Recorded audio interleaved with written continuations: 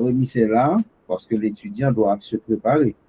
Je crois que Madame Rosémanite Jérôme, j'avais vu. Rosémanite, tu es là? Oui, c'est bon, j'avais vu. Oui, bonsoir, docteur Providence. Bonsoir tout le monde, je suis là. D'accord, très bien. Et Nelson est déjà prêt pour, voilà, évaluer le travail. Rémi, si tu as un petit souci, tu me retrouves dans l'autre salle. Il a attendu le dernier moment pour faire des arrangements. Jamais. Rémi, tu as 10 minutes pour nous faire la présentation de ton travail intitulé Les modalités de rémunération et de gestion des agents publics haïtiens 2020-2025, critique de leur vulnérabilité à la corruption. De la Direction générale des impôts. Bon, le rapporteur va te répondre tout à l'heure. Tu as 10 minutes. Hein?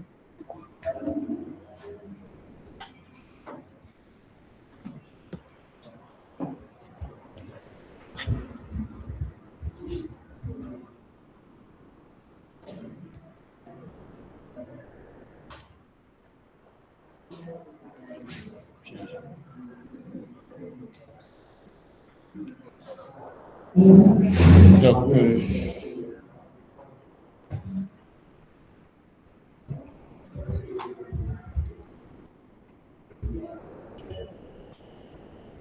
es en train de perdre du temps. Oui, je suis là.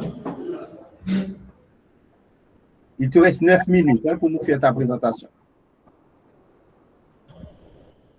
Honorable Président, Mesdames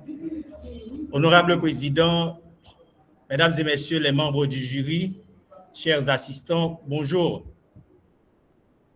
Honorable Président, c'est un honneur pour moi aujourd'hui de me tenir devant vous pour présenter les conclusions de mon travail de recherche sur le sujet intitulé « Les modalités de rémunération et de gestion des agents publics haïtiens de 2020 à 2025 », une étude critique de leur vulnérabilité à la corruption, cas de la Direction générale des impôts. Monsieur le Président, il convient de rappeler que la fonction publique haïtienne constitue le pilier fondamental de l'administration de l'État. Pourtant, au cours de la période récente, les agents publics haïtiens ont été confrontés à une crise multidimensionnelle aiguë. Entre inflation galopante et précarité salariale, les institutions clés telles que la Direction générale des impôts subissent des dysfonctionnements majeurs. Les rapports internationaux estiment d'ailleurs que jusqu'à 30% des recettes potentielles sont détournées, reléguant le pays au 168e rang sur 180 selon l'indice de perception de la corruption. Dès lors, une problématique guise notre réflexion. Dans quelle mesure l'inadéquation des modalités de rémunération et de gestion des ressources humaines au sein de la fonction publique haïtienne alimente-t-elle la corruption et la fragilisation de l'État? Pour répondre à cette question, nous adoptons une démarche tripartite. Dans un premier temps, nous examinons les déterminants économiques de cette vulnérabilité, notamment la précarité qui engendre une corruption dite de survie. Dans un deuxième temps, nous analysons les conséquences structurelles de ces défaillances sur l'aménagement des recettes fiscales et la dégradation des services publics essentiels. Enfin, nous esquissons des perspectives de réforme concrètes axées sur la modernisation de la gestion des ressources humaines et l'application des standards internationaux de bonne gouvernance. Pour vérifier cela, nous avons fixé deux objectifs clairs.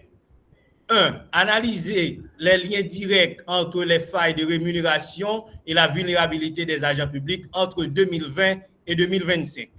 Deuxièmement, expliquer scientifiquement pourquoi le non-respect du cadre légal du décret de 2005 mène inévitablement à des pratiques illicites. Cette étude nous permet de poser l'hypothèse suivante. C'est la non-application du décret de 2005 associée à des salaires de misère et une gestion informelle qui constitue le facteur principal de la corruption à la DGI. Sur le plan méthodologique, nous avons adopté une approche qualitative et les données proviennent d'une enquête par questionnaire sur le terrain, mais aussi de l'analyse approfondie des rapports d'organismes nationaux et internationaux de référence tels que l'OMRH, l'ULCC, le PNUD ou encore l'OCDE. Pour le cadre légal, Monsieur le Président, nous savons que la fonction publique haïtienne est régie par des textes réglementaires stricts. Pourtant, l'application de ces règles reste partielle. Durant la période de 2020 à 2025, le pays a connu une instabilité macroéconomique sévère. L'inflation galopante a drastiquement réduit le pouvoir d'achat des fonctionnaires. Le système de rémunération souffre de 3 faiblesses majeures. 1. Il y a l'absence d'indexation où les salaires n'évoluent pas au rythme du coût de la vie. 2. Les disparités internes où des écarts injustifiés existent parfois entre des agents de même qualification. Et troisièmement, le manque d'avantages sociaux ou l'accès à l'assurance santé ou aux primes de performance reste insuffisant ou opaque. Cette situation crée un sentiment de précarité économique généralisée chez les agents publics. Alors pourquoi la DGI est-elle un cas d'étude si critique? Monsieur le Président, nous savons que la DGI manipule des flux financiers quotidiens importants. Les agents fiscaux disposent d'un pouvoir discrétionnaire étendu. Ils évaluent les taxes, accordent des décharges ou contrôlent les entreprises. Notre étude, Monsieur le Président, met en évidence plusieurs dysfonctionnements dans la gestion humaine à la DGI. Il y a le recrutement. Le système de concours n'est pas toujours appliqué de manière rigoureuse. 2. La gestion des carrières où les promotions manquent de critères clairs et méritocratiques. Il y a les conditions de travail où les bureaux manquent souvent d'outils numériques modernes. Le travail manuel favorise les contacts directs et informels entre les agents et les contribuables. Ces éléments affaiblissent le sentiment d'appartenance institutionnelle et la rigueur professionnelle. En matière de rémunération et vulnérabilité à la corruption, nous savons que la corruption ne peut pas se résumer à un simple choix moral individuel. Elle est souvent le produit d'un système incitatif défaillant. Lorsque le salaire de bas ne permet plus de couvrir les besoins fondamentaux d'une famille, l'agent public se trouve face à un arbitrage difficile. La vulnérabilité se manifeste de 3 manières à la DGI. 1. Il y a la petite corruption de survie en acceptant des pots de vin pour accélérer un dossier et réduire une pénalité fiscale. 2. Il y a le détournement des ressources en utilisant des prérogatives de l'État à des fins personnelles. Troisièmement, il y a le trafic d'influence tout en facilitant des fraudes fiscales pour des proches ou des réseaux d'intérêt. Donc, la faiblesse des salaires s'accompagne d'une faiblesse des mécanismes de contrôle interne. Les sanctions administratives et judiciaires restent rares, ce qui renforce le sentiment d'impunité. Pour la présentation des résultats, nous avons choisi un échantillon de 20 personnes et nous avons utilisé le logiciel Excel pour centraliser ces données. Ensuite, nous avons injecté ces données dans SPSS et le traitement SPSS fait ressortir 4 données majeures. Plus de 95% des répondants confirment que les retards de salaire brisent la motivation et incitent à la corruption. 90% des agents affirment que les promotions se font par partisanerie. Seuls 5% évoquent le concours et 5% évoquent l'ancienneté. Environ 70% des réponses mettent en cause l'efficacité des contrôles internes actuels. En conclusion, les données SPSS prouvent que la corruption à la DGI est systémique. Le salaire plancher de 20 000 gouttes et le taux de 90% des partisaneries sont les 2 priorités à renforcer pour assainir l'institution. En conclusion, Monsieur le Président, notre étude démontre que la période de 2020 à 2025 a exacerbé les vulnérabilités de la DGI. Une réforme de la gestion humaine est urgente. Elle est indispensable pour restaurer l'autorité fiscale de l'État et sécuriser les recettes fiscales. Alors, pour remédier à cette situation, nous formulons 3 recommandations majeures. 1. renforcer la politique salariale tout en revalorisant les salaires de base à la DGI et introduire des primes d'intéressement basées sur la performance collective et individuelle. Deuxièmement, digitaliser les processus fiscaux tout en limitant les interactions physiques entre agents et contribuables pour réduire les opportunités de corruption. Et troisièmement, pour finir, Monsieur le Président, c'est renforcer l'inspection générale des finances tout en rendant les contrôles internes systématiques et appliquer des sanctions strictes en cas de faute avérée. Donc, la lutte contre la corruption à la DGI ne réussira pas par la seule répression. Elle exige une gestion humaine digne, transparente et basée sur le mérite. Je vous remercie, mesdames et messieurs, pour votre attention et je suis prêt à entendre vos recommandations et vos questions. Merci bien. Merci, Rémi, pour l'exposé. Et le texte également. On aura quelques remarques tout à l'heure. Mais d'abord, je vais passer la parole au rapporteur, le docteur Nelson Sylvestre.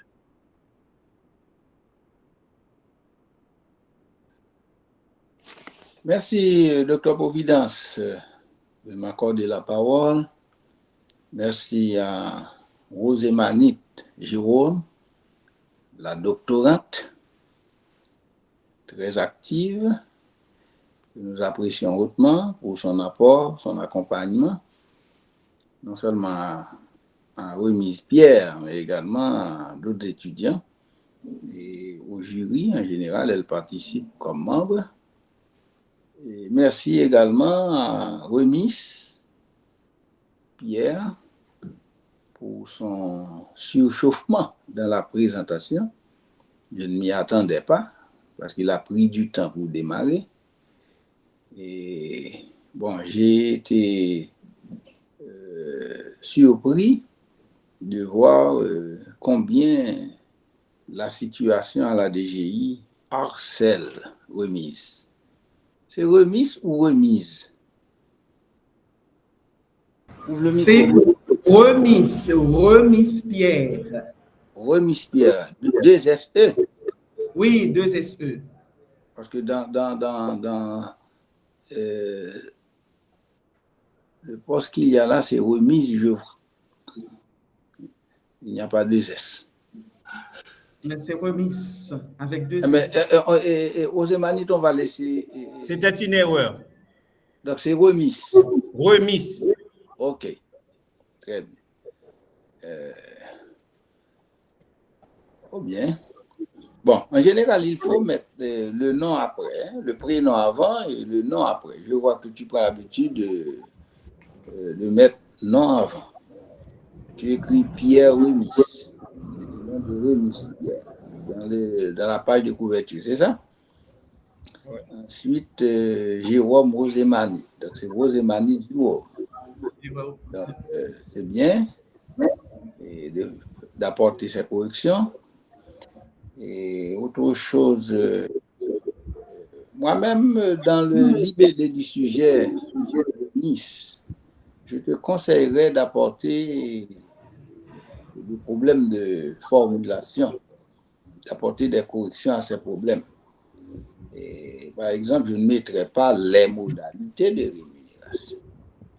Tu n'as pas cette garantie de tout dire comme modalité. J'enlèverai les, je mettrai uniquement modalité de rémunération et de gestion des agents publics. Tu dis haïtiens, bon, ok, on peut l'admettre, parce que les agents sont des haïtiens. Et puis, tu dis une étude critique de leur vulnérabilité. Donc, je mettrai moi-même étude critique, sans une étude critique de vulnérabilité à la corruption, pas de leur. Vous voyez, parce que tu as une tendance à mettre des phrases. Et puis, si tu veux parler de la DGI, tu pourrais mettre ça entre parenthèses, en sous-titre. Donc, à mon humble avis, le sujet serait modalité de rémunération et de gestion des agents publics haïtiens. Je ne mettrai même pas les années. Étude critique de vulnérabilité à la corruption, au lieu de leur vulnérabilité à la corruption. Et puis, en parenthèse, cas de la Direction générale des impôts. Donc, je pense que ça pourrait aller. Alors, moi-même, c'est en ma qualité de rapporteur. L'idée ici, c'est de permettre que tu aies davantage un libellé plus concis, clair et autres. Ça, c'est une première chose. Je pense que ton travail cadre bien avec ce que tu cherches, l'essentiel des affaires. Je pense que c'est une thématique qui concerne justement ce que tu recherches comme diplôme. Donc ça, c'est correct, je te félicite. Et ensuite, si je dois encore aller à d'autres parties du texte, il y avait moyen de laisser le résumé dans une seule page. Je ne sais trop pourquoi, il y a un écart et ça commence dans une page. Donc, il faut faire un traitement du texte. D'accord? Je pense qu'il y a un problème de déplacement du texte. Donc, il faut gérer ça. D'accord? Tu as des paragraphes tellement longs la plupart du temps que je n'arrive pas à me situer. Par exemple, l'introduction, ça prend... C'est presque une page, et un paragraphe, parce que tu ne voulais pas aller à la ligne. Et puis ensuite, tu as des sous-titres dans l'introduction, alors qu'on devrait avoir un texte compact. On peut retrouver les éléments sans qu'il y ait des sous-titres, comme hypothèse de la recherche, objectif de la recherche, méthodologie de la recherche. Ce n'était pas nécessaire. On pourrait avoir le texte, le contenu à travers les lignes sans les sous-titres. Remis, est-ce que c'est correct? Oui, c'est correct, monsieur. OK. Et puis en général, on dit pas c'est correct, monsieur, parce que monsieur pourrait vous signifier respect, mais ça pourrait vous dire que tu parles en dérision des gens. Merci bien. Et je te rappelle, hein, il y avait un étudiant à l'époque qui disait je nomme plus vous autres professeurs ou enseignants, je vous appellerai monsieur. Si on dit monsieur, on doit accompagner monsieur du nom de la personne. D'accord? Ça, c'est le respect. Si on dit monsieur tout court, c'est comme on ne reconnaît pas quelqu'un. On refuse de le reconnaître. Je n'aurais pas souhaité que tu ne me reconnaisses pas comme tu n'as pas reconnu DGI. Alors, une question personnelle. Est-ce que tu travailles à la DGI? Justement. OK. Ça me suffit, hein, ça me suffit. Parce que je vois dans ta présentation et même dans ton mémoire, tu es comme en horaire, en passe. Et premièrement, par rapport au salaire, il me semble, parce que tu n'as pas, il me semble, un traitement acceptable comme rémunération. Il me semble également que tu as souffert de quelques détours par rapport à ces gens-là. Donc, ça t'a conduit à l'énervement. Le ton de parole. Le ton de parole. Bon. En général, quand on fait un travail, il faut faire attention. C'est un travail scientifique Remis. Tu attires ton attention sur cela et tu verras ça avec ton encadreur. En réalité,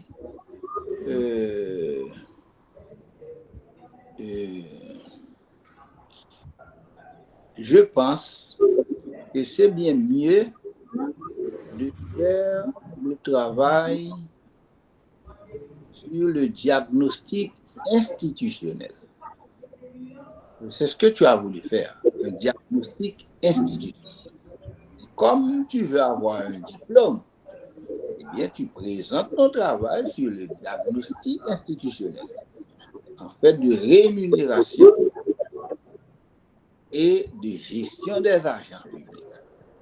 Donc, c'est un diagnostic institutionnel. L'institution est une institution publique. Je fais le diagnostic en mettant l'accent sur la rémunération et le traitement ou la gestion des agents. C'est bon. Maintenant, tu peux, dans le cas de ce travail, appuyer sur un cas. Et dans ce cas-là, c'est la DGI. Au lieu d'avoir à affronter directement la DGI là où tu travailles. Parce qu'un jour, quand tu seras toi-même le directeur de la DGI, ton travail t'accusera. Et ce sont les gens qui constituent le problème. Ce n'est pas la DGI comme tel. Ce sont les gens qui sont la DGI. On ne résoudra pas le problème de la corruption uniquement à la DGI. Il y a un diagnostic de l'État qu'il faut faire à travers ces institutions. Donc, tu vas considérer le même texte, hein, c'est le même texte, mais les titres doivent subir des modifications pour que quelqu'un ne t'accuse demain que tu avais tenté de qualifier la DGI comme un réseau de corrupteurs et de corrompus. Est-ce que tu vois bien ce que je dis? Oui. Ouais, parce que tu es un scientifique, tu n'es pas un militant ou un manifestant. Ouais, tu ne portes pas des revendications. Donc, pour donner le ton scientifique au travail, donc, fais ton travail sur le diagnostic institutionnel, mets en évidence l'énumération, la question de la gestion des agents publics et la question de la corruption. Et puis, tu prendrais comment est-ce qu'au niveau de la DGI, il y a des méfaits. Ça, il n'y aurait absolument pas de problème. Parce qu'en réalité, une étude de cas, c'est une méthode d'apprentissage ou, si tu veux, de recherche. Il constate ou analyse en profondeur une institution. En réalité, les deux questions qui concernent l'étude de cas, c'est le comment, tu apportes les faits, et c'est ça le diagnostic de ton travail. Mais tu dis également le pourquoi, et tu as parlé de ça. Il y a des faits, il y a le pourquoi, parce qu'il y a le face-à-face avec des gens pour des services. Ça facilite justement l'inclinaison à la corruption, ça renforce l'inclinaison des gens à la corruption. Les gens ont cette inclinaison, mais ça renforce cette inclinaison. Donc, je pense que c'est de là. Je vais terminer, Dr Providence, mais c'est important d'attirer l'attention de Remis sur ces aspects-là. Donc, je pense que ton travail, c'est vraiment correct dans la mesure où la rémunération et la gestion sont des leviers majeurs de prévention de la corruption administrative. Les gens sont bien traités et en termes de rémunération et en termes de considération, eh bien, ça peut réduire, si vous voulez, ça peut prévenir toute inclinaison à la corruption.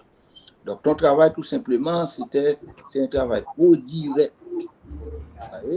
Donc, si tu refais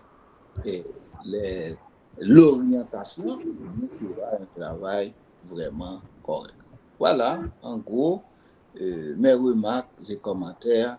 Je ne vais même pas poser de questions à Remis parce que je vois que dans son travail, les données sont présentées, à part ces problèmes de forme que j'ai signalés et cette question de réorientation en termes de fond, en conservant la base du texte, je pense que ce sera un travail correct. Merci beaucoup.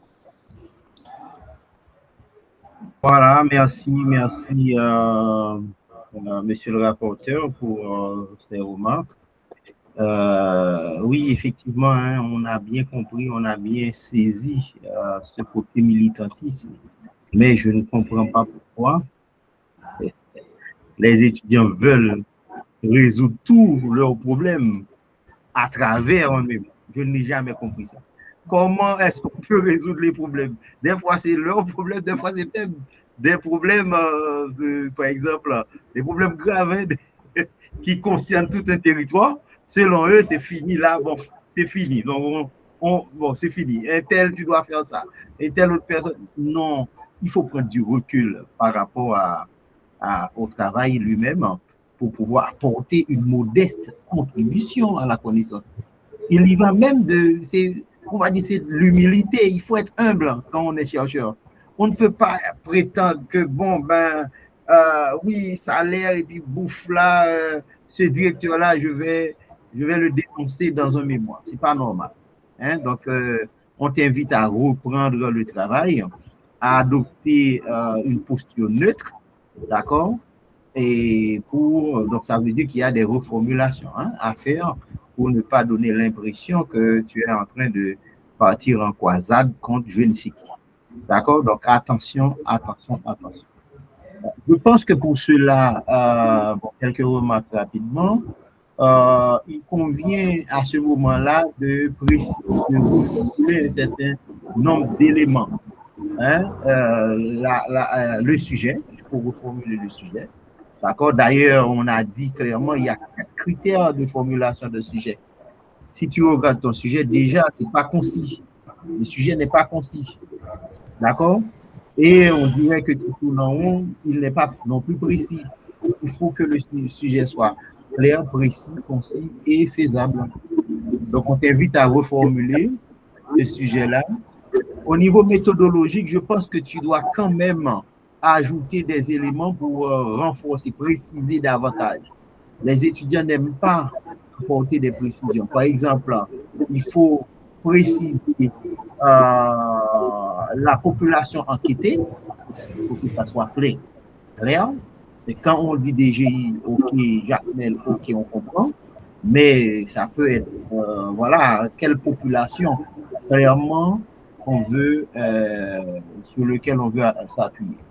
Il faut préciser pour cela l'échantillon, la méthode de sélection des répondants, comment si, disons qu'il y a une population de 100 personnes, pour choisir dans cette population-là, comment tu fais? Donc, il faut vraiment préciser ça dans le texte. Le nombre de questionnaires que tu as distribués et exploités par la suite, la période de collecte de données. Donc, il faut, dans la méthodologie, que les lecteurs puissent comprendre comment tu as fait pour aboutir, pour collecter, analyser, puis interpréter tes résultats. C'est très, très important. Et puis, il faut toujours, quand tu vas, il faut toujours montrer les limites aussi, parce que aussi, il y va aussi de ta posture. Donc, il y a des précautions éthiques, c'est ce qu'on parlait là de il faut les éviter. Pour les résultats, tu as mis, je ne sais pas pourquoi, les tableaux en annexe, et il y a beaucoup de données que tu présentes, tu ne mets même pas d'illustration, tableau ou graphique. Moi, je ne sais pas pourquoi tu as des données et tu nous exploites. Donc ça, c'est dommage, c'est très, très dommage que de ne pas pouvoir faire ça. Au niveau des références, là, c'est vraiment, il faut revoir complètement, vérifier tes sources, vérifier que tout ce que tu dis est conforme à l'esprit même du canevas de l'IUS. C'est le style APA, il faut vraiment faire un travail de nettoyage à ce niveau-là. Il faut aussi montrer, parce que quand tu parles de choses, par exemple, si on aime bien le commérage, ça peut être laissé ainsi. Par exemple, tu as des passages sur la crise politique, les gangs, la fragilité de l'État, l'aide internationale. Oui, mais il faut pas perdre de vue ton sujet. Il faut pas perdre de vue ton sujet. La gestion, et puis, si tu utilises tout ça, OK, on veut bien, mais il faut montrer le lien avec, directement, le lien avec ton sujet, c'est-à-dire la gestion des agents, la rémunération des agents, le contrôle interne des agents, ou encore la corruption fiscale. Tu ne peux pas t'amuser, même si tu parles d'Haïti, et à mettre gang, etc., tu parles de plein de choses, Et alors que tu ne fais pas le lien, tu ne restes pas collé à ton sujet. On pourrait t'accuser, on peut te dire que tu es hors. Il faut faire attention.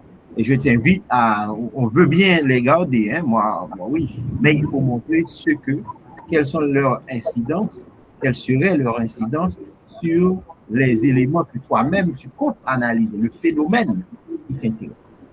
Et puis, il faut corriger, il faut relire le texte. Il y a des fautes, hein, accords, accent, même conjugaison. Tu utilises comme tu veux des majuscules, là où tu veux, etc. Il y a des problèmes de ponctuation dans ton texte. Donc, je t'invite à revoir tout ça. Je t'invite aussi à harmoniser les types, comme le rapporteur l'avait dit. Et la table des matières, il faut vérifier et reprendre cette table des matières. Il faut vérifier la coordination du document. Donc voilà, donc je t'invite à prendre en compte tout ça pour améliorer ton texte. Je dois quand même te poser une question pour comprendre un élément. Bon, alors, peut-être, est-ce qu'il ne faut pas poser des questions? Bon, tu as affirmé dans ton travail que la faiblesse de la rémunération et les retards de paiement favorisent la corruption de survie. C'est ce que tu as annoncé, tu as défendu dans ton travail. Comment distinguer, dans le cadre de ton travail, comment distinguer cette forme de corruption, c'est-à-dire la corruption de survie, de la corruption institutionnelle ou politique? Est-ce que tu peux faire le distinguo entre cette corruption de survie que tu tends à justifier de la corruption institutionnelle ou politique? Et une dernière question, juste pour la route, sur le plan méthodologique,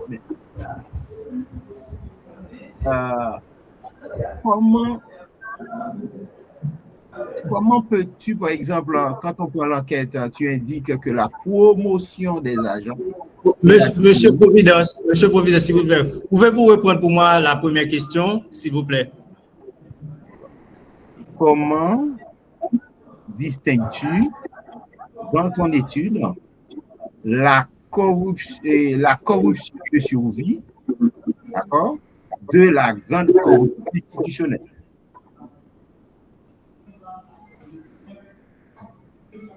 Corruption de survie, corruption institutionnelle ou politique. Quelle est la différence que tu fais dans ton travail? Bon. Deuxième question. Parce que tu parles de promotion dans ton travail, de promotion des agents de la DGI qui seraient fortement influencés par la partisanerie. D'accord? Tu as parlé de ça. Maintenant, est-ce que tu peux nous dire quel élément méthodologique, c'est-à-dire quelles sont les données que tu as pu collecter, les informations de terrain, qui te permettent de soutenir cette affirmation? Quelles sont les données qui t'ont permis de dire, oui, effectivement, il y a ce qu'on appelle la partisanerie, tel mode de promotion? On t'écoute. Réponds à ces deux questions. Merci bien, Monsieur le Président. Donc, pour la première question, vous m'avez demandé comment je distingue la corruption de survie et la corruption institutionnelle. Donc, on peut dire que pour la corruption de survie, et vous savez qu'il y a le contact, lorsqu'il y a contact direct entre les agents et les contribuables. Donc, il y a certaines fois, il y a certaines lenteurs au niveau de l'institution pour régler certaines choses pour les contribuables. Et les agents, pour faire accélérer, pour faire marcher beaucoup plus vite, certains agents utilisent leur capacité pour contacter ou du moins pour accepter des dépôts de vin auprès des contribuables pour faire accélérer ce dossier, certains agents, je dis. Donc, quand on dit de la corruption institutionnelle, ça c'est pour les grands commis de l'État. Donc, il y a ce qu'on appelle la grande corruption. Et donc, ça nous concerne. C'est différent par rapport avec les agents au plus bas niveau qui utilise sa capacité de faire accélérer un dossier en acceptant des pots de vin pour faire marcher beaucoup plus vite un dossier. Donc, excuse-moi, Rémi. Tu te rends compte, tu es en train de défendre, hein, même en nommant sa corruption de survie, tu essaies de justifier la corruption. Hein. Non. C'est la différence que je suis en train de faire entre la corruption de survie. Je ne te parle pas de ça, je parle de ton travail. Dans ton travail, quand tu parles de corruption de survie, ce que tu essaies de faire, c'est de justifier cette forme de corruption. Parce que visiblement, les gens ont des besoins et ils ne peuvent pas faire autrement. C'est ce que tu essaies de dire. Hein? Donc, il faut faire attention. Parce que tout à l'heure, tu disais que tu es toi-même membre de la DGI. Je ne vais pas te poser la question, mais tu nous laisses vraiment douter. Hein? Des choses, parce que tu ne peux pas justifier, par exemple, corruption de survie. Ça veut dire que quand on dit survie, la personne n'a pas d'autre choix. Hein? Non, c'est pas bien ça. C'est pas bien. Oh, c'est pas bien. Il faut le démontrer dans le texte. D'accord? Parce que c'est pas... On a l'impression que finalement, c'est pas plus mal que ça. Bon, réponds à la deuxième question. La deuxième question, c'est quelle méthodologie j'utilise pour... Tu n'as pas noté. Pouvez-vous reprendre pour moi, s'il vous plaît? C'est bizarre. Alors, un étudiant ne note pas et voilà. Bon. Alors, tu parles de partisanerie, d'accord? Ah oui. Pour la promotion des agents. Je t'ai dit quels sont les éléments méthodologiques dans ton travail qui te permettent d'affirmer ça. Justement, il y a ce petit problème, et c'est certaines fois dans les institutions. Il y a des agents qui travaillent à belle lurette de l'institution et qui a toutes les compétences nécessaires. Excuse-moi, Rébis, excuse-moi. Tu n'as pas écouté la question. Dans ton travail, tu as affirmé que la promotion, c'est grâce à ça. Donc, c'est à cause. Quels sont les éléments concrets, les données que tu as collectées qui te permettent d'affirmer ça dans ton travail? Donc, c'est à cause par rapport au questionnaire. Par rapport au questionnaire, en questionnant des agents, des agents de l'institution, et il affirme effectivement qu'il y a... Tu as une question sur ça? Comment? Dans ton questionnaire, tu as une question? Oui, justement. Oui, justement. Et certains agents qui affirment qu'effectivement, dans l'institution, il y a ce qu'on appelle la partisanerie. Les agents, certains agents obtiennent leur promotion par rapport à la partisanerie. Et qu'est-ce qui te permet vraiment d'affirmer? Moi, c'est ça la question. Parce que quelqu'un peut dire n'importe quoi, la personne peut... Parce que quand on fait une étude, il faut prendre du recul. D'accord? Bon, ouais. Est-ce que c'est un témoignage que la personne a été promue et cette personne témoigne que c'est, etc.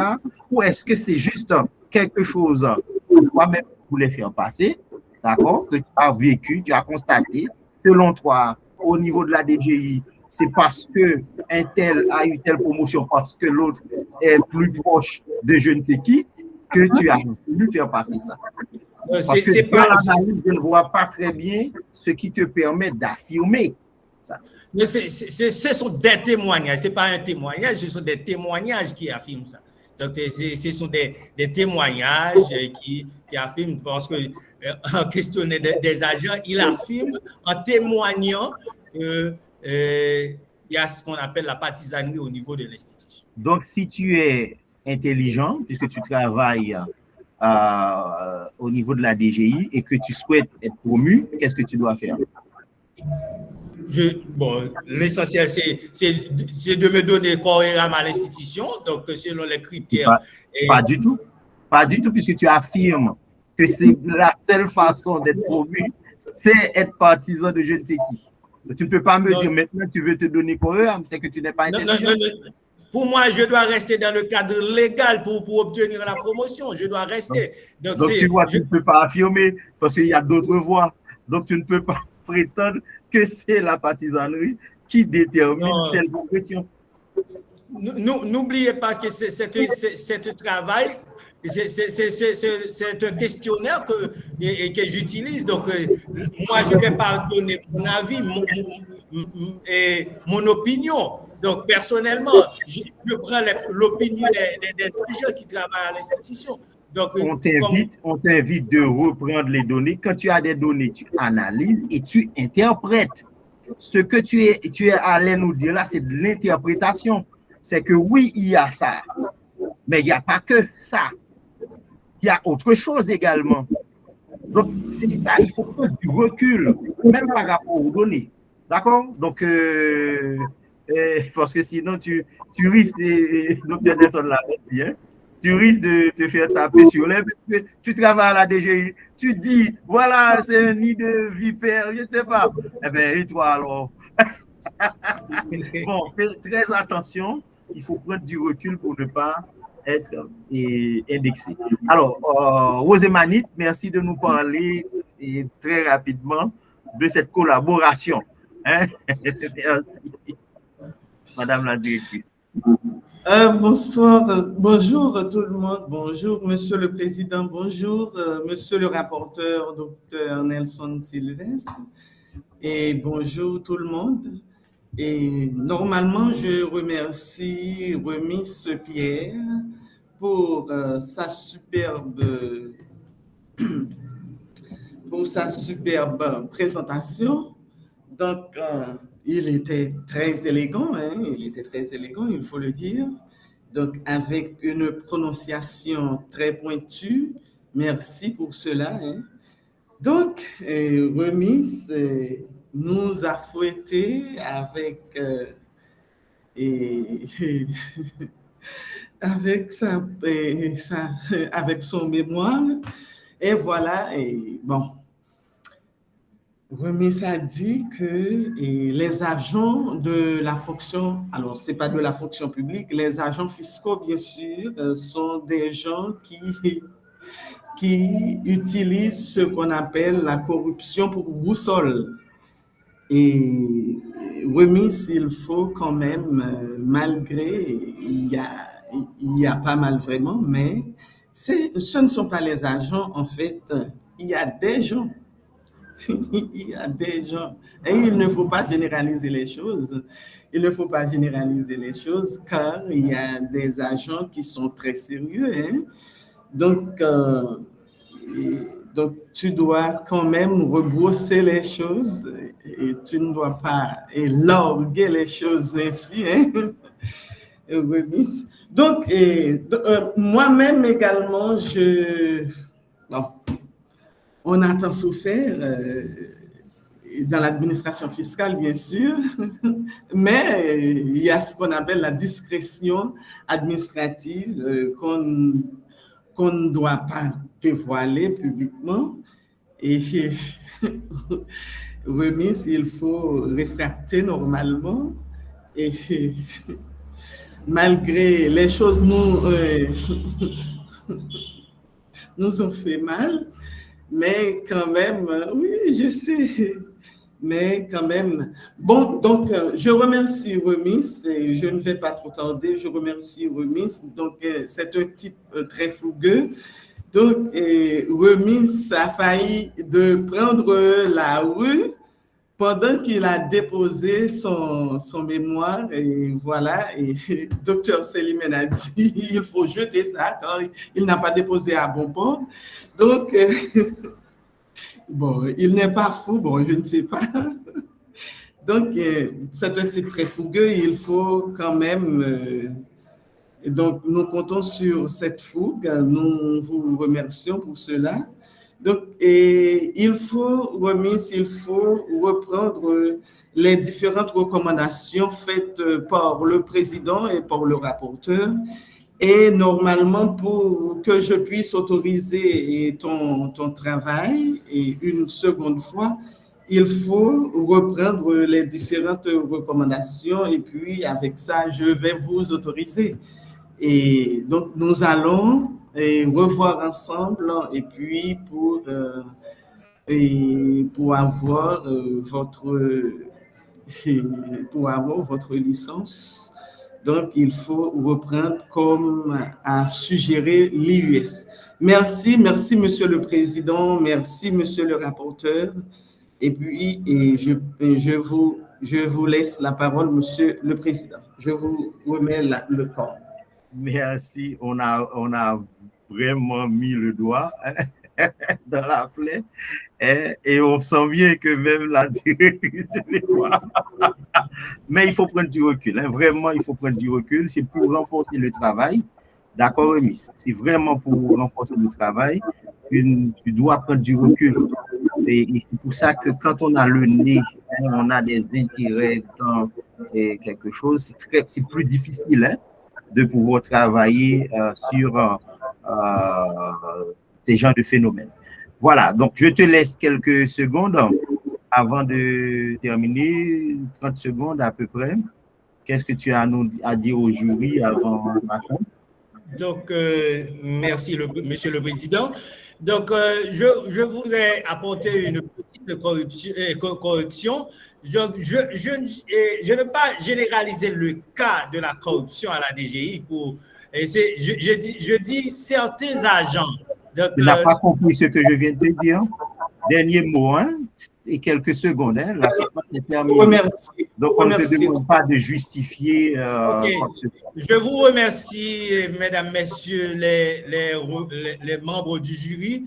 Et je remercie également l'institution, l'IUS, pour cette opportunité. Et je remercie également toutes celles qui ont contribué à la réalisation de ce travail.